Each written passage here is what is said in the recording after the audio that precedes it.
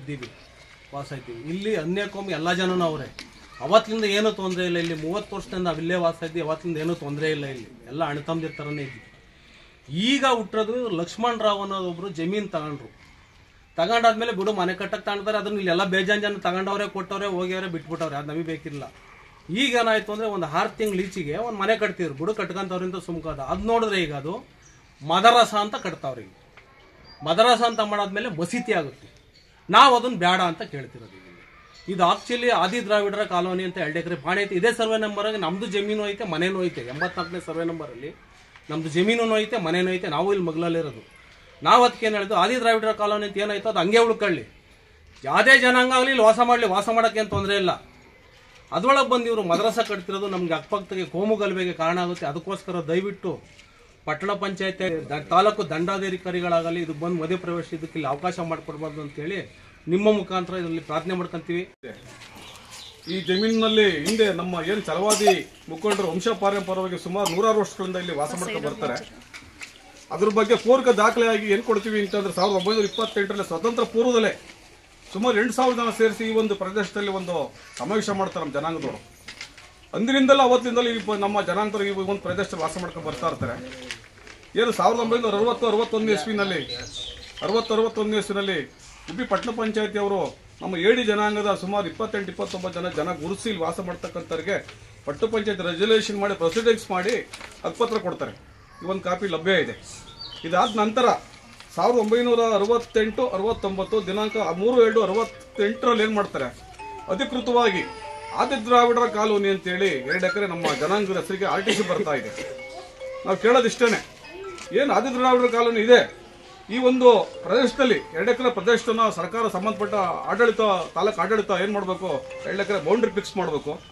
ಈ ಒಂದು 2 ಎಕರೆ ಪ್ರದೇಶದೊಳಗೆ ಯಾವುದೇ ಅನ್ಯ ಕೋಮಿನ ದೇವಸ್ಥಾನ ಆಗ್ಬೋದು, ಚರ್ಚ್ ಆಗ್ಬೋದು, ಮಸೀದಿ ಆಗ್ಬೋದು, ಮಂದಿರ ಆಗ್ಬೋದು, ಪಾಠಶಾಲೆ ಆಗ್ಬೋದು, ಯಾವುದಕ್ಕೂ ಅವಕಾಶ ಕೊಡಬಾರ್ದು. ಹಿಂದೂಗಳೇ ಜಾಸ್ತಿ ಇದ್ದಾಗ 7 ಮನೆ ಮುಸ್ಲಿಮ್ಸ್ ಇಲ್ಲಿ ಮಾಡ್ತಕ್ಕಂಥದ್ದು ಇದು ಸುಮ್ಮನೆ ಮಸೀದಿಯಿಂದ ಯಾವ್ದಾರಾಗ್ಲಿ ಮಾಡಿರೋದು. ಇಲ್ಲಿ ಏನಾಗುತ್ತೆ ಅಂದ್ರೆ ನಾಳೆ ದಿವಸ ಇದು ಕೋಮ್ ಗಲಭೆಗೆ ಕಾರಣ ಆಗುತ್ತೆ. ಅದು ಆಗೋದು ಬೇಡ. ಪಟ್ಟಣ ಪಂಚಾಯತಿಯವರು ಎಚ್ಚೆತ್ಕೊಂಡು ಇದನ್ನು ಬಂದು ಪರಿಶೀಲನೆ ಮಾಡಿ ಅದನ್ನು ನಿಲ್ಲಿಸ್ಬೇಕು ಅಂತೇಳಿ ಮನವಿ ಮಾಡ್ಕೊತೀವಿ. ತಾಲೂಕು ದಂಡಾಧಿಕಾರಿನೂ ಅಷ್ಟೇ ಇದಕ್ಕೆ ಹೆಚ್ಚಿನದಾಗಿ ಜವಾಬ್ದಾರಿ ತಗೋಬೇಕು. ತಗೊಂಡು ಇದನ್ನು ಏನೈತೆ ಏನಿಲ್ಲ ಪರಿಶೀಲನೆ ಮಾಡಿ. ಎಲ್ಲ ಅಕ್ಕಪಕ್ಕ ಹಿಂದೂ ಮನೆಗಳವೆ, ಅವ್ರು ಮಾಡಲೇಬೇಕು ಅಂತಿದ್ರೆ ಎಲ್ಲರ ಜಾಗ ಬೇರೆ ಕಡೆ ತಗೊಳ್ಳಿ, ಹೋಗಿ ಮಾಡಲಿ, ನಮಗೇನು ಸಂತೋಷ. ಅವ್ರ ಧರ್ಮ ಅವ್ರದ್ದು, ನಮ್ಮ ಧರ್ಮ ನಮ್ಮದು. ಆದರೆ ಇಲ್ಲಿ ಮಾಡೋಕ್ಕೆ ಅವಕಾಶ ಮಾಡಿಕೊಡ್ಬಾರ್ದು ಅಂತೇಳಿ ನಾವು ರಿಕ್ವೆಸ್ಟ್ ಮಾಡ್ಕೊತಾ ಇದ್ದೀವಿ. ಅದೇ ಮುಂದಿನ ದಿನಗಳಲ್ಲಿ ನಾವು ಏನು ಸುಮ್ಮನಿರಲ್ಲ, ಹೋರಾಟ ಮಾಡ್ತೀವಿ, ಉಗ್ರವಾದ ಹೋರಾಟ ಮಾಡ್ತೀವಿ ಅಂತೇಳಿ ಈ ಸಂದರ್ಭದಲ್ಲಿ ಜಾಗನ ಮನೆ ಕಟ್ಟಕ್ಕೆ ಅಂತ ತಗೊಂತಾರೆ. ಆಮೇಲೆ ಜಾಮಾ ಮಸೀದಿಗೆ ಇವರು ರಿಜಿಸ್ಟರ್ ಮಾಡ್ಕೊಡ್ತಾರೆ, ದಾನ ಅಂತೇಳಿ, ದಾನ ಪತ್ರ ಅಂತೇಳಿ.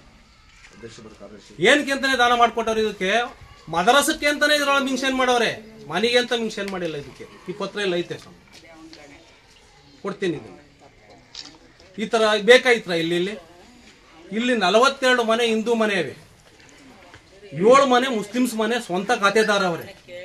ಇತರೆ ಮುಸ್ಲಿಮ್ಸು ಬಾಡಿಗೆ ಅವರೇ. ನಾವು ಅವರೆಲ್ಲ ನಾವು ಅಣ್ತಮ್ಮ ಥರನೇ ಇದ್ದೀವಿ. ನಾವೇನು ಬೇರೆ ಅಂತ ಏನಿಲ್ಲ. ಇಲ್ಲಿ ಈಗ ಜಾಮಾ ಮಸೀದಿ ಬಂದು ಇಲ್ಲಿ ಮನೆ ಕಟ್ಟಂಥದ್ದು ಏನೈತಿ, ಇಲ್ಲಿ ಮಸೀದಿ ಮದ್ರಸ ಕಟ್ಟಂಥದ್ದು ಏನೈತಿ? ಇಲ್ಲಿ ಜಾಮಾ ಮಸೀದಿಗೆ ಏನೋ ಸರ್ಕಾರದಿಂದ ಕೊಟ್ಟೈತೆ. ಇಲ್ಲಿ ಏಡಿ ಕಾಲೋನಿ ಒಳಗೆ ನೀವು ಮನೆ ಕಟ್ಟಿ ಅಂತೇಳಿ. ನೀವು ಜಮೀನು ತಗೊಂಡಿರೋ ತಗೊಳ್ಳಿ, ನೀವು ಖರೀದಿ ಮಾಡಿರೋ ತಗೊಳ್ಳಿ, ವಾಸದ ಮನೆ ಮಾಡ್ಕೊಳ್ಳಿ, ನಮಗೇನು ಅವಶ್ಯಕತೆ ಇಲ್ಲ. ನೀವೇನು ಮಾಡ್ಕೊಳ್ಳಿ.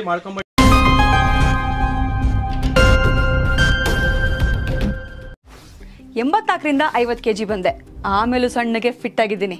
ಅದಕ್ಕೆ ನಾನು ಯೂಸ್ ಮಾಡ್ತಾ ಇರೋದು ಜೀನಿ ಸ್ಲಿಮ್. ಸಣ್ಣ ಆಗೋಕ್ಕೆ ಜೀನಿ ಸ್ಲಿಮ್ ಯೂಸ್ ಮಾಡಿದೆ, ಹೆಲ್ದಿನೂ ಅದೇ. ನೀವು ಸಣ್ಣ ಆಗಬೇಕಾ, ಹೆಲ್ದಿ ಆಗಬೇಕಾ? ಹಾಗಿದ್ರೆ ಜೀನಿ ಸ್ಲಿಮ್ ಯೂಸ್ ಮಾಡಿ. ಸಣ್ಣ ಆಗೋದಕ್ಕೆ ಯಾವುದೋ ಪ್ರಾಡಕ್ಟ್ ಹೇಳ್ತಾ ಇದ್ದಾಳೆ, ಏನಾದರೂ ಸೈಡ್ ಎಫೆಕ್ಟ್ಸ್ ಇದೆ ಅಂತ ಯೋಚನೆ ಮಾಡ್ತಾ ಇದ್ದೀರಾ? ಖಂಡಿತ ಇಲ್ಲ. ಯಾಕಂದ್ರೆ ಇದು ಕೆಮಿಕಲ್ ಫ್ರೀ. ಸಣ್ಣ ಆಗಬೇಕು ಅಂದರೆ ಜೀನಿ ಸ್ಲಿಮ್ ಯೂಸ್ ಮಾಡಿ. ಹೆಚ್ಚಿನ ಮಾಹಿತಿಗೆ ಕೆಳಗೆ ಡಿಸ್ಪ್ಲೇ ಆಗ್ತಿರೋ ನಂಬರ್ಗೆ ಕಾಲ್ ಮಾಡಿ.